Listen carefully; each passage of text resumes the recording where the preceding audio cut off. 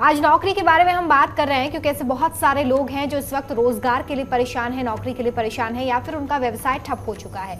तो ऐसे में आपके लिए सही विकल्प क्या होगा, कौन से छोटे उपाय करने हैं आपको, इसके बारे में आचार्य जी बता रहे हैं। आचार्य जी, अलग अलग क्षेत्रों में लोग अपना करियर बनाना चाहते हैं, अलग अलग क्षेत्रों में काम करना चाहते हैं। तो ऐसे में अगर कोई मेडिकल क्षेत्र में अपना करियर बनाना चाहता है या नौकरी पाना चाहता है तो वो कौन से उपाय कर सकता है? बिल्कुल, अगर आप देखिए क्या होता है कि किस क्षेत्र में आप जाना चाहते हैं ये बहुत निर्भर करता है। आपका मनोबल कैसा है, आपकी शिक्षा कैसी है, आपकी कैसा एजुकेशन आपका है, तो ये सब चीज़ें बहुत मायने रखती हैं जीवन में। तो अगर आप मेडिकल क्षेत्र में जाना चाहते हैं, उसमें आपका मन बना हुआ कि भाई हमें ये काम करना ही करना है, तो आपको इस क्षेत्र में जा करके अक्सर इसमें उपाय के लिए बहुत अच्छा उपाय आपके लिए होता है, बहुत सरल उपाय आप जो कर सकते हैं। चांदी का कड़ा आप बनवाएं और कड़ा बना करके, चांदी का कड़ा भी हो, चांदी का छल्ला भी हो, ये सोमवार के दिन उसकी पूजा करके तरीके से विधि विधान से दूध से स्नान कर करके और पूजा करके आपको ये चांदी का छल्ला अपने हाथ में पहनना चाहिए, उंगली में धारण करना चाहिए, दिन सोमवार को हो। दूसरी बात, भगवान शिव को नित्य उनकी पूजा करें, उनकी अर्चना करें और साथ साथ गंगा जल से मिला हुआ जल भगवान शिव को चढ़ाएं। ऐसा करने से आपको काफ़ी इस क्षेत्र में लाभ मिलता है। साथ साथ किसी निर्धन व्यक्ति को काली वस्तु का दान करना आपके लिए बहुत ही अच्छा रहेगा। काली वस्तु चाहे वो वस्त्र के रूप में हो, चाहे वो तिल के रूप में हो, खाद्यान्न के रूप में हो, किसी प्रकार का भी वस्तु हो, अगर ऐसा आप करते हैं तो आपको मेडिकल क्षेत्र में बहुत ही अच्छा लाभ बहुत जल्दी मिलता है।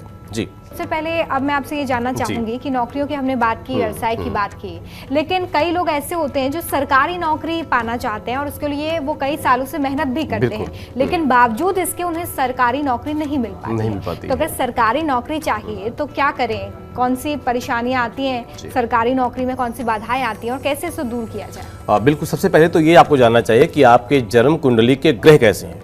अगर आपके जन्म कुंडली में सूर्य बहुत अच्छा है और सूर्य दसम भाव का मालिक है या फिर दसम भाव में मेष राशि का बैठा हुआ यानी उच्च का बैठा हुआ है, अगर सूर्य बहुत अच्छा है तो आपको सरकारी नौकरी जरूर मिलती है, ऐसा ज्योतिष शास्त्र का मानना है। साथ साथ कहते हैं कि सप्तम भाव व्यवसाय का होता है, साझेदारी का भाव होता है, छठा घर नौकरी का होता है। जब द्वितीय दसम व एकादश भाव का संबंध आपस में हो, ये आपस में कनेक्टेड हो या दृष्टिपात आपस में हो रहा हो, सप्तम भाव से हो रहा हो तो जहाँ तक व्यवसाय करता है, और छठे भाव से अगर संबंध है तो नौकरी करता है। अब यहाँ पर सरकारी नौकरी की जो बात होती है तो यहाँ पर जैसे सूर्य हो गया आपका, गुरु बहुत अच्छा हो और गुरु मीन राशि का बैठ जाए या कर्क राशि का चंद्रमा के साथ योग बना करके दसम भाव में बैठ जाए तो उस स्थिति में सरकारी नौकरी जरूर मिलती है। ऐसे लोगों को मेहनत करना चाहिए और बहुत मेहनत कर रहे हैं आप, बहुत प्रयास भी कर रहे हैं लेकिन फिर भी नहीं मिल रही, तो इन ग्रहों को जरूर देखना चाहिए, यानी किसी अच्छे ज्योतिषी से आपको जन्म पत्रिका का विश्लेषण जरूर करना चाहिए, क्योंकि भाग्य का होना, सही होना, दसम भाव का उच्च होना, बलवान होना, ये बहुत ही इंपॉर्टेंट रखता है कि आपके ग्रह कैसे हैं।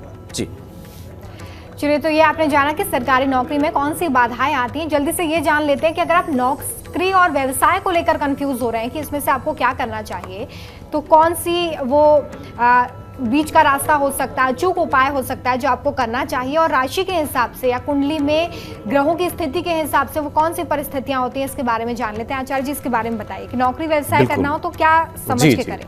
देखिए, ऐसा होता है, इसमें भी कुंडली का ही मानना होता है और ज्योतिष में कुंडली कहती है कि अगर आपको व्यापार करना है और व्यापार में आप मन बना रहे हैं लेकिन अगर योग नहीं तो आपको क्या करना चाहिए। व्यापार की कंडीशन कुंडली में कब होती है? दशमस्थ ग्रह जो होता है, दसम भाव में बैठा हुआ ग्रह अगर दशमांश कुंडली में स्थिर राशि में बैठा हुआ है और उस शुभ ग्रहों से युक्त भी है तो आपको व्यापार में सफलता जरूर मिलती है। दशमांश के लग्न का स्वामी साथ साथ लग्नेश दोनों एक ही तत्व की राशि के हो तो उस स्थिति में व्यापार के प्रबल योग बनते हैं। हम बात करते हैं नौकरी की कि नौकरी के योग कैसे बनते हैं, तो यहाँ क्या होता है कि दशमस्थ ग्रह दशमांश कुंडली में चर राशि में हो और अशुभ ग्रहों से युक्त हो, उस स्थिति में जहाँ तक नौकरी करता है, साथ साथ नौकरी सरकारी हो या प्राइवेट, ये तो ग्रहों के कंडीशन के ऊपर होता है कि ग्रहों किस तरह के रहे हैं, वहां पर किस तरह क्या होने वाला है। तो यहाँ पर जो सरकारी या प्राइवेट का संबंध है वो सूर्य और चंद्रमा से संबंध होता है और सूर्य चंद्रमा ही सरकारी नौकरी के विशेष योग बनाते हैं। अगर चंद्रमा उच्च का है, सूर्य उच्च का है तो ये सरकारी नौकरी के योग बनाते हैं। तो ये निष्कर्ष है व्यापार और सरकारी नौकरी के बारे में, सरकारी नौकरी या प्राइवेट क्षेत्र जो भी है। बाकी नौकरी व्यापार का जो एक संयोग है वो यही इस तरीके से ही देखा जाता है। जी।